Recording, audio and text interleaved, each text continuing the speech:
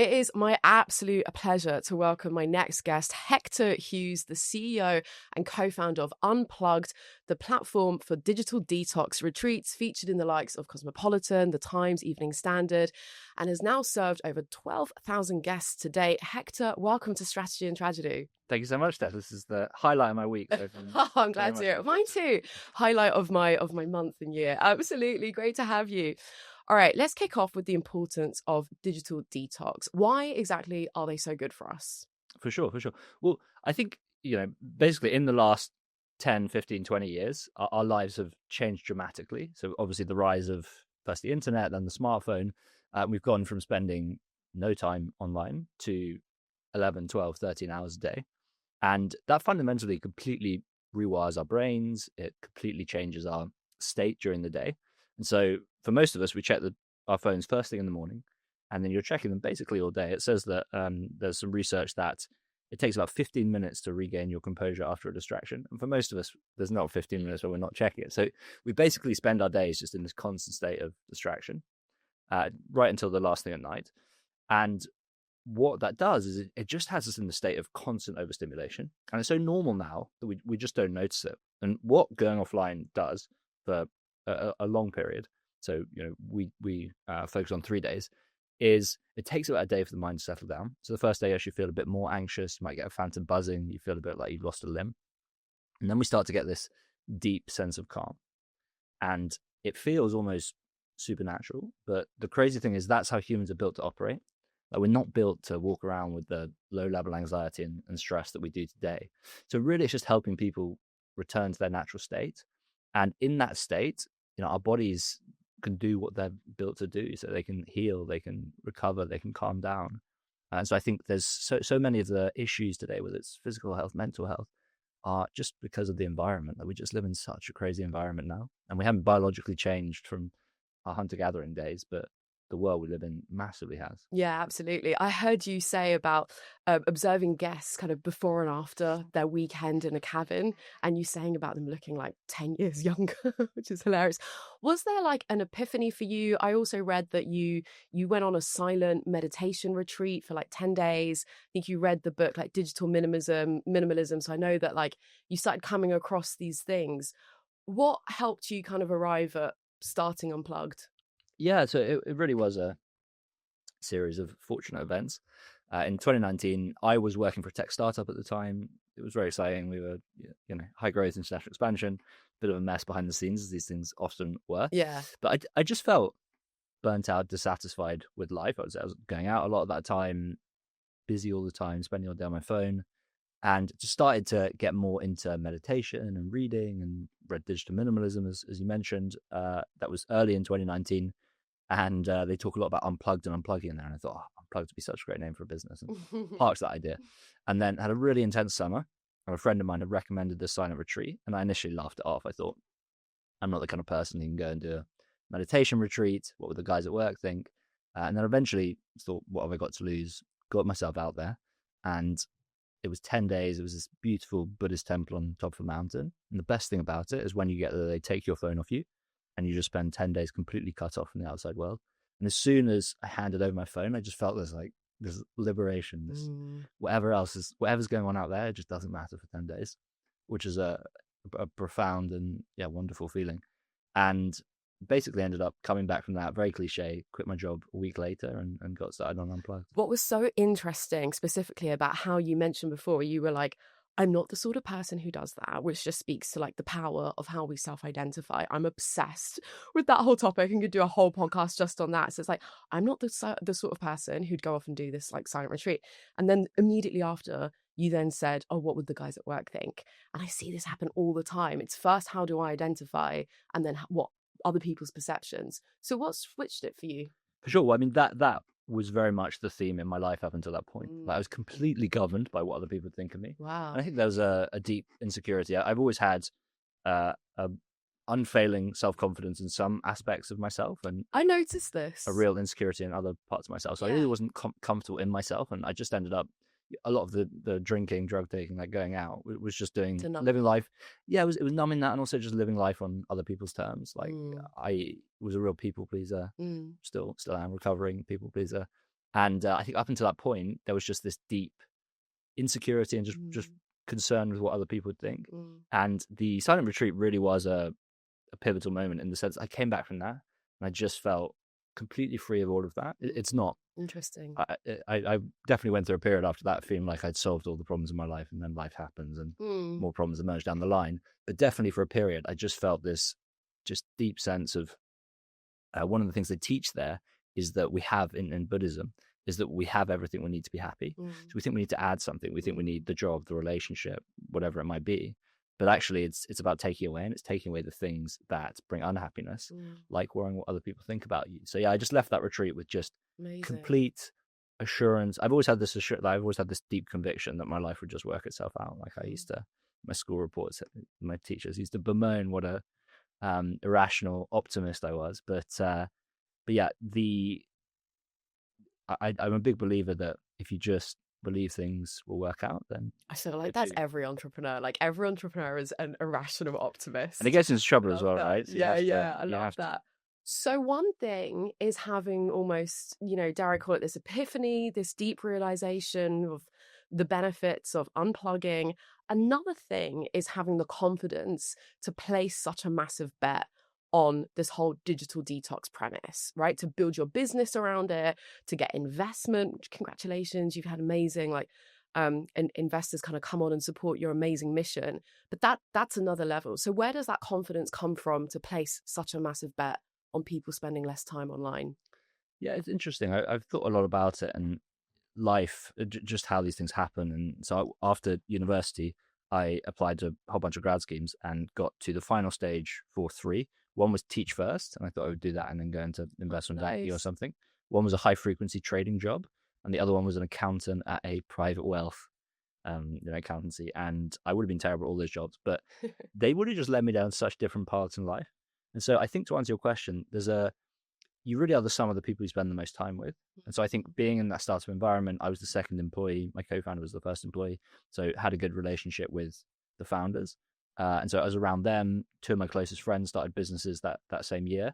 So it just really normalized it for me. And then I think that combined with the unlock at the retreat, really, of just being like, things will work themselves out. And I can, when I came back from that, I just felt like anything was possible. Amazing. And then coupled with personality type wise, I'm sure this is a common one in founders as well. Like I definitely have the gambler, the risk taker in me. So it seemed like the obvious choice as well. Yeah. Having a look back. I love that. So how do you get started in terms of MVPs, lean startup principles, given that you are, connecting guests to cabins? What was your first cabin? How did you get started? Literally 0 to 1. Yeah, I'm not a fan personally of the whole lean startup principle. Controversial. I love you saying that. Interesting. Same. Yeah. Let's talk about that. Why are you not? That's really refreshing. I don't think.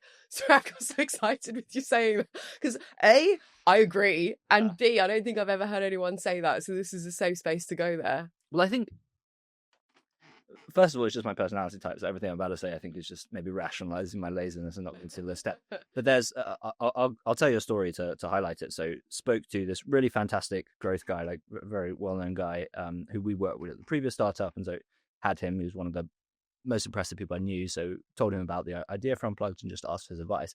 And he said to me, like, why are you going through? So I was telling him, we're just going to order a cabin and see what happens. And you only need to pay the deposit, so it's like £2,000, and then you need to order a cab. Sorry, cabin. Oh, sorry, I missed that. Okay, order a cabin, and then see what happens. And if we pay the £2,000 deposit, then a cabin will be on the way, and we have to find the money for it. We have to find somewhere to put it, and and then the business should just take care of itself. The opposite to the links. So instead of market first, you product first is what you're saying, basically. Finding the cabin. There was, from the product point of view, it was very much like. I think I would want to use this, and I think this it is very intuition led rather than research led. Yeah. That whole research thing. Yeah. It's like the whole you can find the information. Yeah, customers will just tell you they want plastic cars type thing. Yeah. There's a sense of just willing it into existence. So this guy basically said to me why are you going through all the trouble of ordering a cabin?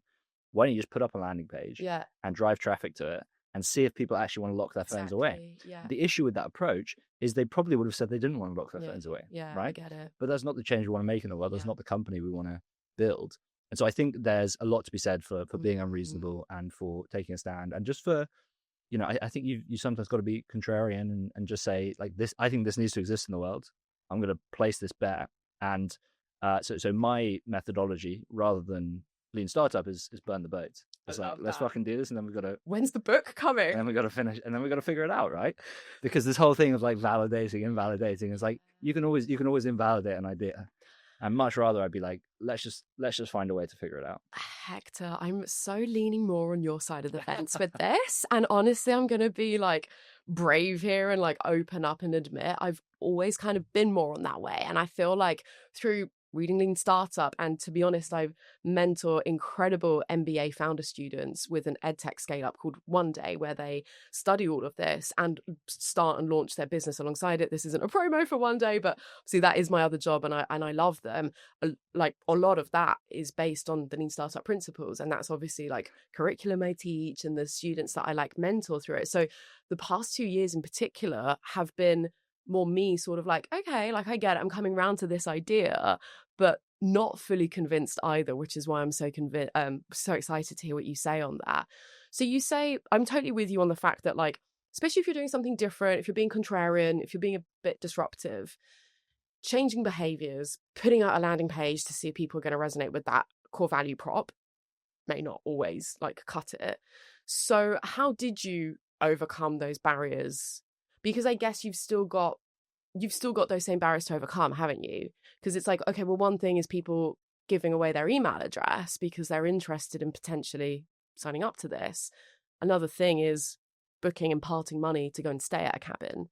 So that's that whole early validation, isn't it? Quick one, so sorry to interrupt. I'm sure that you are on the edge of your seat listening to this interview, at least I hope so. I'm so aware of all the other podcasts that are already out there, so the fact that you've decided to tune in and listen to this one is not lost on me. If you can just go that one step further and hit that follow or subscribe button, doesn't cost a thing, takes 2 seconds. Now is your chance to do that. It means so much, really appreciate your support. Thank you so much. Now let's get back to the interview. Another thing is booking and parting money to go and stay at a cabin.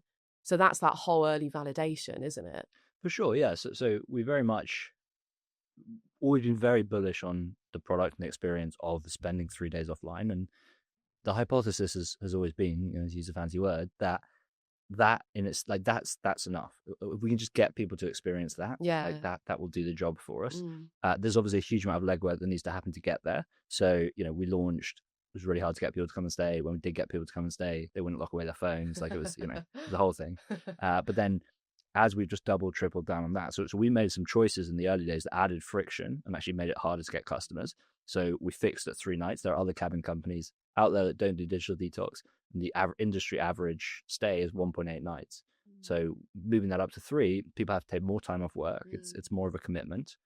And then, taking the hard stance on locking the phone away. And various people in my life were like, well, what if, you're going to cut out all the people who don't lock their phone away. But actually... Yeah, that's the point.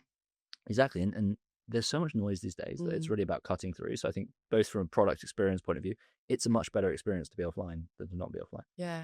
And then also on the marketing point of view, like it evokes such a strong emotional reaction in people when you talk about phones. And when we tell people what we do, they react one of 2 ways. They're either like, oh my God, that sounds terrible, or get me there right now. Yeah. But it evokes a strong reaction. And to really cut through the noise and be emotive. And like that is something that just compounds and compounds and compounds. Like I think the hypothesis at the start is this is always going to be a marketing problem, right? It's kind of like an airline.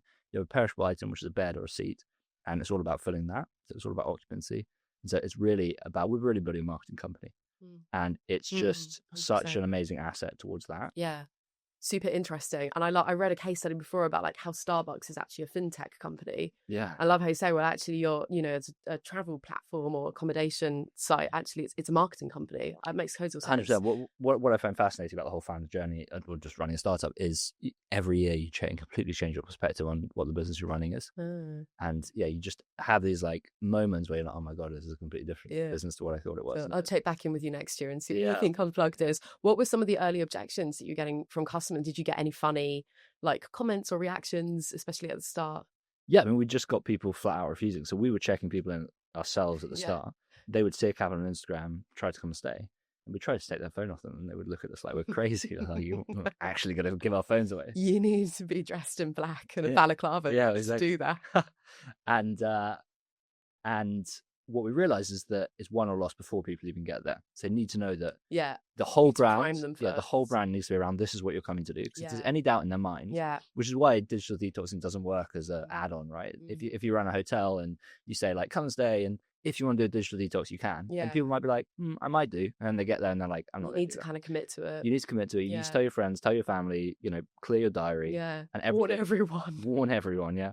And everything in the cabin then needs to be set up to accommodate that, right? So you need all the things that you would need your phone for. So yeah, it's like that's really the product. Yeah, hilarious. I love that. How do you connect your what are we going to call it? Like the power of no, if you like, or this kind of like that commitment to what you're doing. How do you connect that with like the VC model? Because are you VC? But I'm aware you've got like angel investors.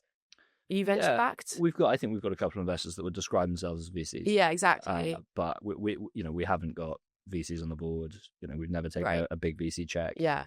And going forward, we're not going to do the Series VC deals. It's actually much more debt geared going forward. Yeah, that makes sense. So yeah, it sits outside of classic VC. Yeah, yeah. So obviously all your investors, I'm just kind of connecting that you're not going for that kind of like aggressive hyperscale growth at all costs. You're remaining very committed to that mission and who it's right for and not compromising on that. And so have you ever kind of come up against like investors who that like doesn't work for because they want that kind of market share? Yeah, I mean 100% you come across investors all the time who just want something different. It's like, fine, well, this isn't one for you. But also like the hypothesis is that this is going to unlock a bigger market and a bigger opportunity. It's just a different game. It's not about like if you're building an AI company right now, you have to blitzscale like hell and sell it ASAP unless you're building one of the ones that are going to be the infrastructure, because that you're just building on quicksand in that market. Yeah. For us, it's so early in this space, and Unplugged is really about moving society in a different direction, because all the momentum in society is towards spending more time online. And just by existing, we start a conversation around it. Start people thinking about their relationship with their phones. But then if you go and actually experience that and spend 3 days offline, then you just have this massive shift in perspective. Yeah. And the more time you spend offline, the more you crave time offline. So really, as a company, we're trying to shift society in a different direction. Obviously, hugely bullish on technology, here to stay, blah, blah, blah, next evolution in humanity. But I think as life moves online, it becomes rarer and more valuable to spend time offline. Yeah. And so, we want to... And change people's behavior is just going to take that time, isn't it? So what was your thought process around getting investment? Like, given that it isn't that kind of classic hyperscale, like VC growth model, was there a point where you were like, we definitely need some outside capital to like boost this? What we're going for angels? Talk me through that process. Well, it's a very capital intensive business because you've got to pay for the cabins. We flip-flopped on that as well. So we paid for the cabins. We then went asset light for a little while and then decided to double down on owning the assets ourselves. Oh, okay. Yeah, I didn't know that. So you actually own how many cabins now? We own most of our cabins. So we've got 40 cabins. At the moment, we own 26 of them. And then going forward, we'll own 90% of new cabins. Wow. So saying before you're a marketing company, 2024, I guess you thought of yourself as a property business. Yeah. Owning them. We don't own the land. Like, this is the thing. It's a brand play. But like, it's a brand play, and then we monetize that with cabins and stays and all of these things. Yeah. So it's been a journey on the investment side of things, because we basically started capital intense business in a zero interest rate environment. We don't qualify for EIS, which is where most angel money goes in the UK. They're particularly tight around overnight accommodation, anything that kind of looks like property, because they don't want people putting their property plays through. Like, EIS is really designed for spending money on a tech team, where if you've got a product no one wants, you're left with zero. So why didn't you go down like the Airbnb asset light model? Because it's not the business we want to build, and it's not the change. Like, we're optimizing for how do we really drive a change, and to do that you really need to make it sexy, and there's a lot to be said for like, this is just compounding brand. Like, there's enough marketplaces out there, right. And actually if we just put shepherd's huts and random people's cabins, like, it doesn't, you don't build the same brand equity. And like, that's always been the play. It's just compounding brand equity. So you want people to feel like when they're staying in an unplugged cabin, or when they're staying in accommodation they booked through Unplugged, it's an unplugged cabin. Yeah, we want this to become culturally significant, so that being unplugged is to switching off, what Ubering is to getting around. And to do that, it needs to be, we need people talking about this the whole time. We need to be aspirational. We need to be bold. We need to be, we need to wow, basically. And just having other marketplaces isn't going to do that. So that has always been the big priority. And, we've made decisions, like we made the high friction decision of having longer nights. We've also made the decision of a business that has lots of troubles to get funded because not EIS, not a VC play. It's too startup for the property people. We don't own the land. And starting a zero interest rate environments, interest rates went up to 5% in the first 2 years. So again, with that, it was just so many things to figure out. Yeah. We ended up raising from a lot of angels. We've got probably 70 angels on the cap table. Just meant it was more time consuming, but actually that can be a good thing because it means you have to try harder because they're not just throwing money away as a tax write-off. So it just means you have to dig deeper, you have to do more. We then, when interest rates went up, the asset financing we had lined up fell through. So we created a financial product called a cabin-back loan, where basically individuals could finance cabins. And that worked really well. So that got us through 2 or 3 years. What? Wait, what? Very scrappy. So you're saying about every year changing your perspective on the business. This literally is going from like a bank, like a property business, to a bank, to a marketing company. Wait, what's this financial product? Yeah, well, that's the thing, right? It's like I've been talking about the brand and mission. Like that is a huge part of my job, a huge part of what we're trying to do as a company, and that's the secret sauce. But on the back end, it's a very complicated, balance sheet. You've got all the landowner relationships, the managing the hospitality business.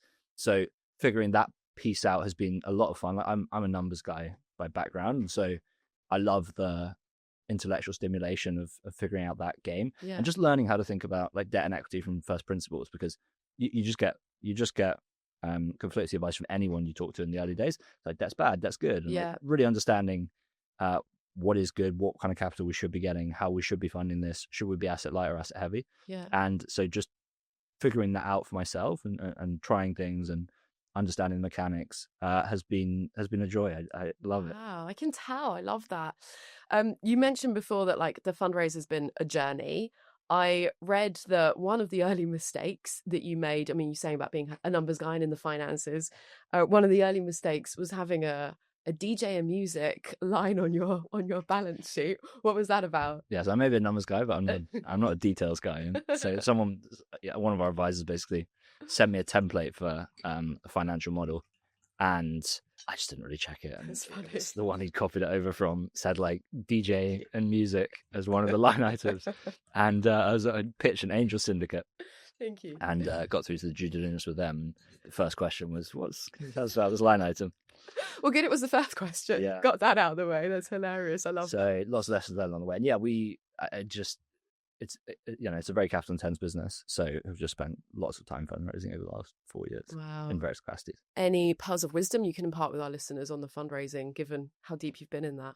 I think look out for DJ music. Yeah, well, what I could have done much better and learning to do now is just really doing a proper job and being diligent and working with experts. So, for example, we just started recently this year working with a fractional CFO, which has been life-changing. Wow, amazing. Because that whole, I just do have this slightly lazy side to me. So if you give me a piece of work to do, I probably won't do a good job, but I am very good at working with other people, helping them do a good job. And so I was just trying to do it and not getting across the financial storytelling and all that kind of stuff. So just ended up, raising lots of small checks, and it's super time consuming. So I would say, just do a proper job, really go intense with fundraising. Because again, I just did too much casual fundraising over a long time. And, but then another big learning is there's always a way. Like we had so many cash crunches and high spots, and like you can always find money. What I want to link that to is, because you even just saying that about the cash crunch kind of gives me a bit of a bellyache, right? You show up so calm, so positive. We were talking about this just before. You emanate zen. So I definitely want to talk about, your great leadership style as well. But we sort of thought about how you manage that. I know that you meditate regularly. Do those moments not kind of make you sick when you've got like the cash crunch, when you're like, I could shut this down next week? Yeah. What are some moments that really sort of like put you under pressure? Yeah. So it's definitely, when you're in a tight cash spot, it is a kind of oppressive weight. But personality wise, again, I've always had a calm demeanor, and these suppression of emotions. I think I've done some therapy on this year. So if you want the unhealthy version of it, And the other thing is we spoke about prioritization, but I think I've always been acutely aware that when you're in a tight cash spot, Yeah. that is the time that you need to be at your calmest. So in The Art of War, Sun Tzu talks about how the kind of perfect general is completely serene. And I've always tried to model that. So when we've been in the tighter spots, my biggest focus has just been to emanate calm, because business is a confidence game and you need to go and get that money over the line. And if you're looking panicked and the team sees it and they start to get panicked and performance slips, all the and cards are going to come. investors get a red light. Yeah. So easier said than done. I know that you meditate regularly. Is there anything else that you do to help maintain that tranquility, that serenity when you're under pressure? Yeah, I think spending time offline, reading. We're very on brand. Very on brand. It works. Yeah. Reading, I think reading about history and just like really understanding just what humans have gone through and what it takes to achieve impossible things or very difficult things. So once you just have that backlog of case studies from history and you see just how much goes wrong when you're trying to achieve something, like reading about the Second World War, there's a wonderful book, I think it's the First World War actually, called The Guns of August, which is about the first month in the First World War. And Germany so nearly took Paris, which would have effectively ended the war. And the amount that went wrong on both sides through the whole month was it was basically just a comedy of errors. And I think understanding that, it definitely translates to companies. And it's understanding that like stuff goes wrong the whole time and that's not a problem and you can still survive and succeed. And often that's what success looks like. Often success is just a string of failures that are vaguely in the right direction. So I think there's often success is a string of failures vaguely in the right direction. That's fantastic. And I think it's spot on. I mentioned reading because the more you understand that, the less stress there is in those situations. While I'm listening to you, look, I don't know about my listeners, so like leave us a comment. Please let us know, like, is this resonating? Like, because for me, when I've been in, I mean, like my stressful situations, I'm sure are like a tenth, if that, 100th of some of the situations that you've been in. And I hear you say, go offline, read a book, all the rest of it.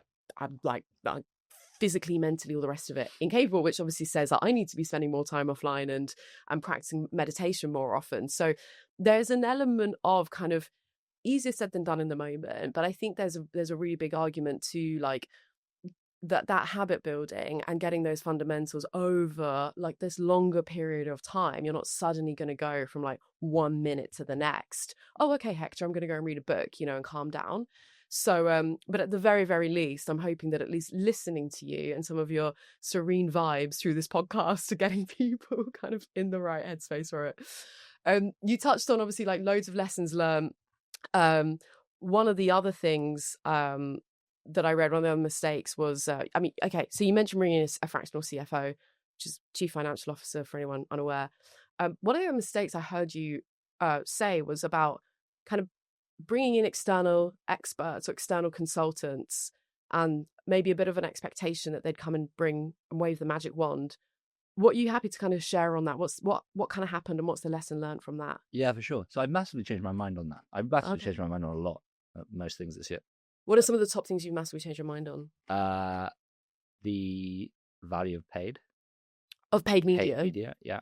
Oh my God, you're going to get me so excited. This is top one for me. Balance. I changed my mind that I should have more balance in my life, and I've changed my mind to have less balance in my life recently. So these things they flip-flop, right? And I think one big one is this whole consultants where we just had some, not great experiences early on. And actually, I think that says something to us and how we approach the situation. I think we didn't go in with strong enough briefs.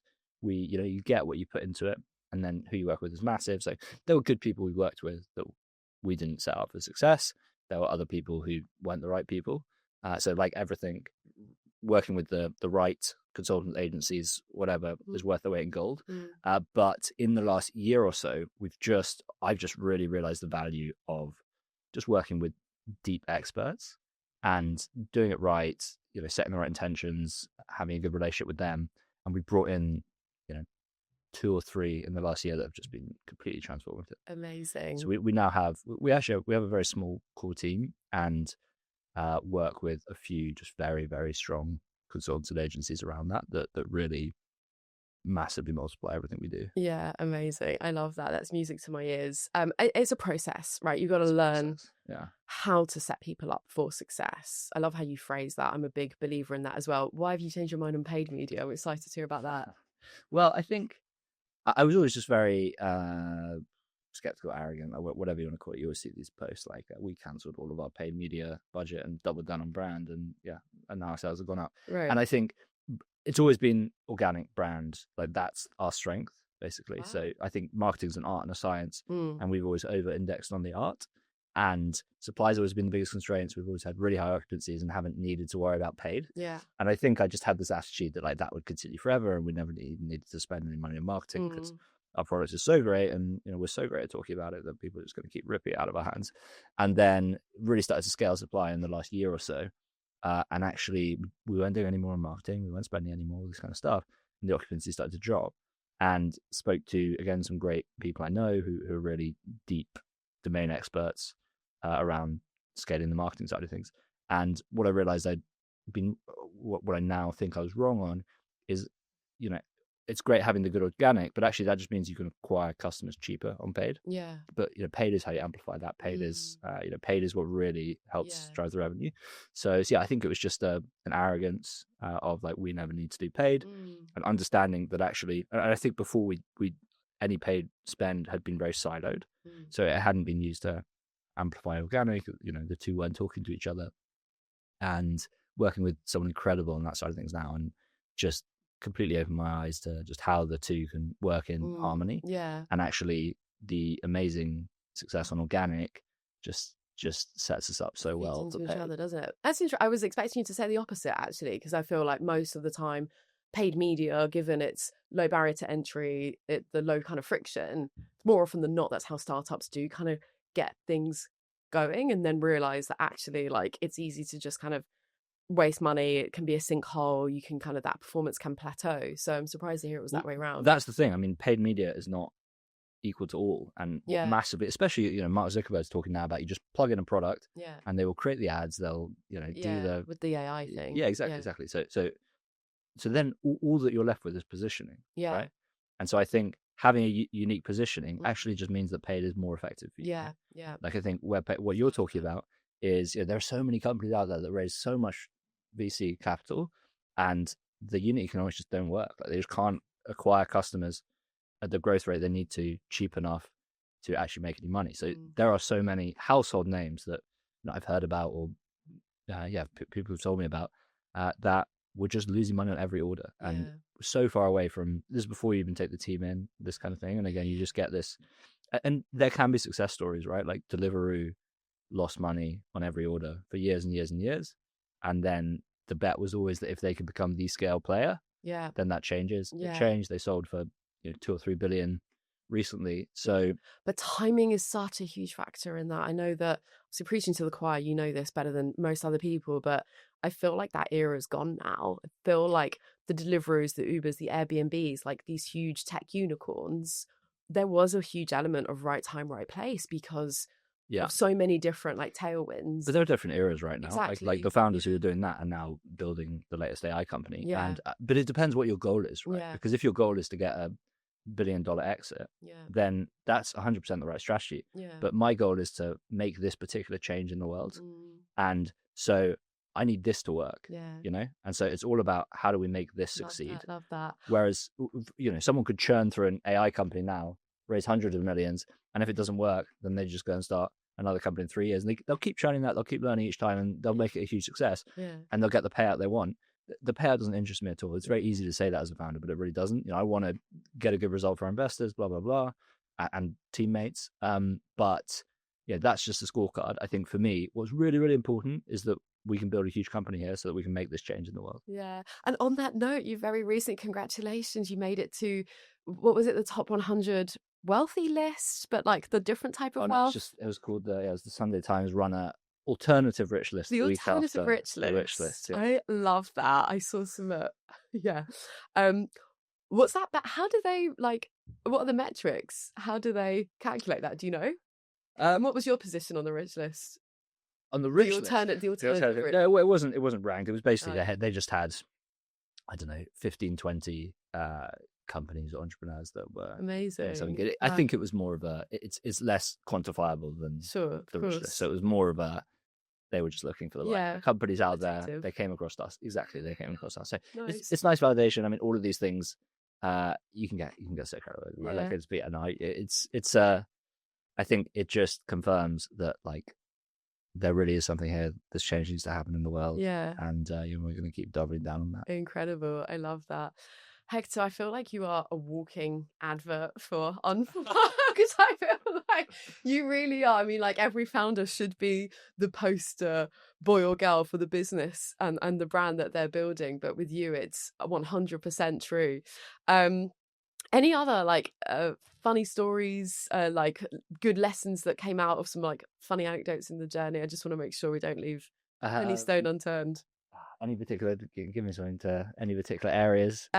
We talked about investment already. Yeah.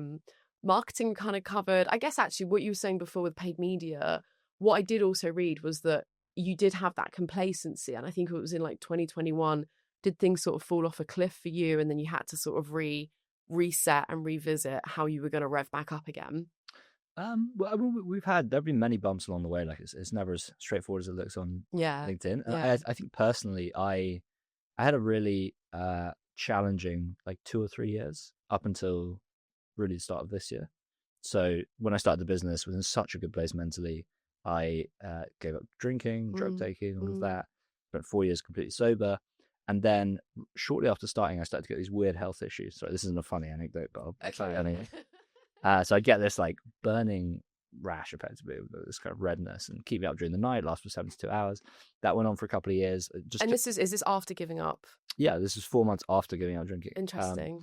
Antihistamines would keep it away, but every time I stopped them, it would come back. And then I started to feel like rough and hungover every day, and that went on for 2.5 years. And I basically found out last year that it was due to mold poisoning from household mold. Oh. So I just had a couple of years, the last 2 really, where I just felt like I was fighting fires on every front. I had, feeling profoundly rough every day, relationships crumbling, romantic relationships, cash crunches, and it was literally I just had to. And as I said, my priority each day was turning up and just being like a calm, positive influence. So every day I just had to grit my teeth and just turn up and try and exude calm and good vibes. And yeah, I just really felt like I was surviving, not thriving. And then this year, I really feel like I've got my mojo back, and I was feeling pumped. So excited for the future. I love it, and perfect timing to come and show up on a podcast and talk about your journey. But I love how you mention there have been many bumps in the road. Of course there have, and that is the whole purpose of this show. And it was born from that place of like the LinkedIn humble bragging, the sifted press coverage, like everyone announcing their headlines. And you're like, I was in a very privileged position where I was at the epicenter with my last marketing agency, working with all these incredible clients like yourself, right? And these entrepreneurs and leaders, and seeing like how far the reality was, from what everything was going on online. Again, it goes back to that difference between online, offline. I have one penultimate question to ask you before we get on to my traditional closing question, unless you do remember any funny anecdotes that you want to share. Why do you not believe in deadlines? That's a good question. I'm just trying to think if I still think that's the case. All right. So first of all, all right. Let's backtrack then. Do you believe in deadlines first? I believe in deadlines? Well, I remember writing a long time ago that I didn't believe in deadlines. I think I probably changed my mind a bit on that. Okay. Like they're useful, right? Like it's useful to give us context why you didn't before then. Just because there's so much. I think before I was like, I never hit deadlines anyway. Like, why are we doing this? It's a waste of time. No one cares. Let's just do it when we can. Stop trying to make fetch work. But actually, I think there is, there's a lot to be said for. One of the things I'm learning to be is less agreeable. So I think recovering people pleaser. 100%. A weakness and a strength as a leader is I'm highly agreeable.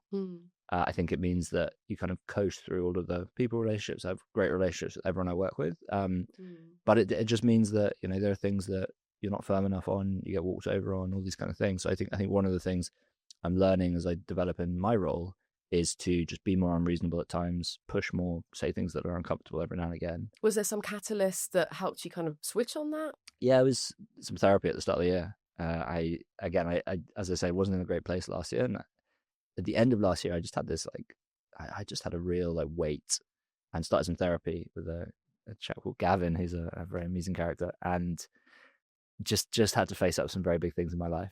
And this year, I've just been facing as many uncomfortable things as possible, and just getting through them. And so much of what you want in life is on the other side of an uncomfortable conversation. And so yeah, this year has really been about going through that, and the weight has just fallen off. And how do you do that? Again, any sort of like practical tips that you can give on, easier said than done? Like, do you just grit your teeth and go through it, or what? Or is it like having that really clear idea of the motivation behind it? It's that. I think the more you can talk about it. Yeah. So let's say there's something. Let's talk about a romantic relationship, because it's an easy one. Where if you're in a relationship, which lots of people are, where you know deep down that this isn't right and you need to end it, that is such a horrible thing to face up to, that like you can't even think about it. Yeah. Because you can't imagine yourself like actually breaking up with this person who, your whole life is around, trying to be there for and make happy and all these things. And I think just take the first step, which is vocalize that to a therapist. So I think for example, when I was seeing this therapist, I still see him. He is deeply challenging, which is what I need, I think, because I always skirted around being too challenged in my life. There'll be something where I feel I don't want to say this to him, because I know that once I say it to him, it's out there, and then he's going to talk me into doing it in the next few weeks, or talk with me on it, and then eventually we'll end up having to do it. And I think it's just I don't need to end the relationship now, but I just need to take the little brave step to say it out loud, and not worry about that. And so it's just learning to lean into discomfort. Yeah. So I've started doing recently, I've kind of done it on and off over the years, Wim Hof breathing, which is 15 minutes in the morning. And that is very uncomfortable. When you're holding your breath for 2 minutes, it's very uncomfortable. And I think I'm just learning through that and through therapy of just like, the more you lean into discomfort and the more you like take the brave little step. I think courage is, I don't think courage is, me raising loads of debt and taking all the risks of being a founder, because that's not stuff that scares me. Yeah. Ending a relationship is courage for me, because I'm a real people pleaser and it's horrible. Yeah. I feel sick to my stomach when I have to do it. Yeah. So it's just learning to be courageous. Like courage is every part of your body telling you that it doesn't want to do something, and then doing it anyway. Yeah. And so I think it's just learning to lean into that. Yeah, makes sense. And these things, it's, what's that phrase? Like the fear is almost like worse than the thing itself. Is sure. Like 100%. I think we do make things worse. Yeah. In the build up and the overthinking and everything, and it's like picking up the phone and making that call that you're just like, your heart rate's up through the roof, but it's like either like I don't think like it never is as bad as you think. Like I was just trying to think for a sec there, like I don't think anything's ever turned out as bad as I thought it could have been in my own head. Yeah. I mean, you're obviously an irrational optimist, so like obviously you would say that. We all but it is true. Exactly. Yeah, it is true. Did we close the loop on the deadline thing, just to give our listeners I think, but I'm now thinking that actually having some tight deadlines is good, whether or not the deadlines get hit. Like it does just move things forward. Yeah, I think especially when you have a team, right? I think maybe before, yeah, I'd hazard that like maybe it was more a personal thing of just like this deadline isn't going to get hit, but maybe for a team you sort of need to rally the troops. Yeah, and I think at that point maybe I like had a team but wasn't doing a good job of leading them, and so I do think there's a lot to be said for deadlines now. So changed my mind again. Cool. And you're allowed to. This is another. Well, I think it's encouraged. Like it's I think so many people run into problems because they have these very dogmatic views on things. Yeah. I think it's super important to change your mind on everything. Yeah. I'm reading a book at the moment called The Reason for God, and I'm not religious, but it's like, I think it's good to doubt your doubts. Yeah. I really, Hector, thank you so much for saying that. I really, really love that you say that. And it really does connect to the whole online, offline, because the more time that we spend online as well, you obviously know much more about this than I do, but I feel like that conditions us even more so into this black and white thinking. Yeah. Into, especially in the era of like personal brand and like profile building and, being known for a thing, taking a stance on something. And you say, I say it's allowed, you say it's encouraged. I think the vast majority of people would disagree with us on that. At least 100%. if you look at their actions on social Definitely. media, they're like, oh wait, you said this, you stand, and I think it's understandable because it's the people please, because people need to know, like, if you don't stand for something, you fall for everything. So I think there is this, for people who don't really, really know you deeply, I think there is that, like, that doubt that it creates in people's mind of, like, it goes down to trust, right? It's like, can I trust you? And I think if you change your mind on something, it's like, wait, but you said this yesterday, what are you going to say tomorrow? And I think in leadership as well with teams, I guess that's different because you haven't changed your mind on the mission and the North Star with Unplugged. So that is where there is that nuance. But I saw something the other day that really stuck with me, which was like, what's one thing that, like, looks stupid but actually isn't? And the answer is finding out new information and changing your mind based on that. Yeah. So I love that. I just wanted to give that a bit more airtime. Hector, unless you've thought of a funny story that you want to share, because I just have a feeling that you've got a few. Unless you have, then the final traditional closing question on this show is one particular tragedy that's taught you an unforgettable lesson. I'll tell you, it's a bit of a ridiculous story, but the story I thought of was a bit of a tragedy at the time. But Perfect, 2 in 1. we basically completely messed up the first cabin in many ways, and so it was running out of solar power in July. Like we just got so many things wrong, and so we had to swap out. We basically had too much in the cabin that consumes energy, and so overloaded the solar system. So we had to swap out a lot of the stuff in there. And one of the things was a wood stove. So we had this very complicated pellet burner that was electric start, and just swapped it out for a good old wood stove, which is what we use now. So we ordered this thing. Ben and I lugged it up to the cabin. Obviously, it was a wrought iron wood stove, so very heavy. Wow. And we got there, and there was two guests checking in the next day. And so we're like, we'll just get it sorted today, and then yeah, it's all great. And we actually had to go pick them up from the train station the next day, so we had to come back up anyway. And got it out, and the chimney was twice the size of the hole we had in the roof because they just had different flues. So we're like, oh my God, what are we going to do about this? And Ben and I still aren't handy at all. So we're like, oh my God, we're going to have to cut a hole in the roof. And it was getting late at this point. So it was like, let's go back down to London, and tomorrow we'll come up, come up early, we'll wake up at 5, come up early, Oh my God. just get it done. Call my mate who was in construction, and I was like, look, what tools do we need? Went to Screwfix on the way. So we arrived at probably 7 in the morning with all our tools ready to go. The guests were arriving at 3, so we had loads of time.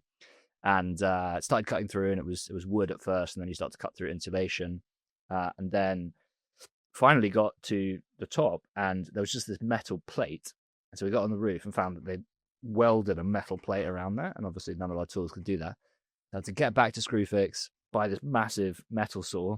That must have been expensive. Well, I have no idea. No, I was like 40 quid. It was cheaper than the cabin. So I was then up on the roof with this fucking metal saw trying to hack a hole in it so that we could get the flue through.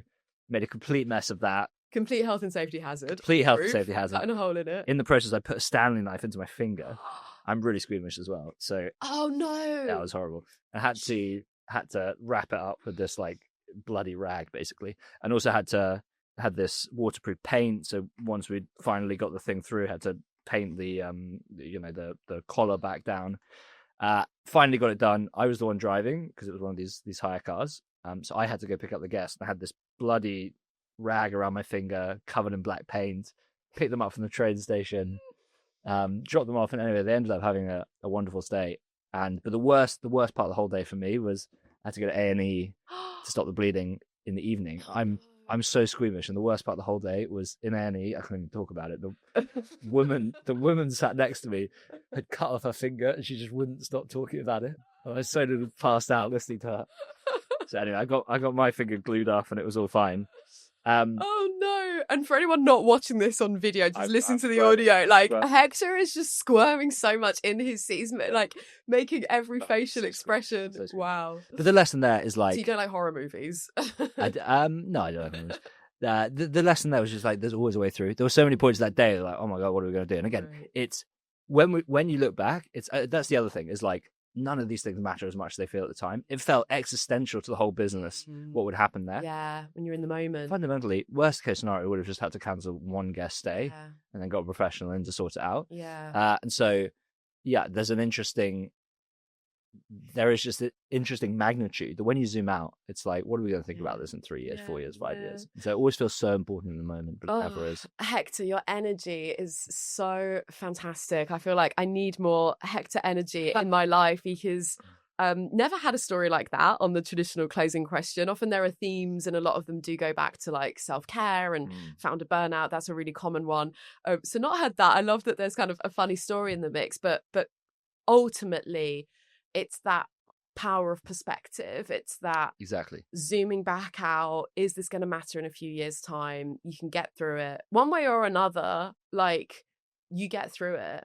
And it's actually your point. It's kind of like, what's the worst that can happen? I like asking myself that question as well, like, not to induce any unnecessary anxiety, but just like, wait, what? Like, go there. It's kind of like what you were saying before about like leaning into that discomfort of like, okay, what actually is the worst? Because again, it's that fear of the thing that is the worst thing.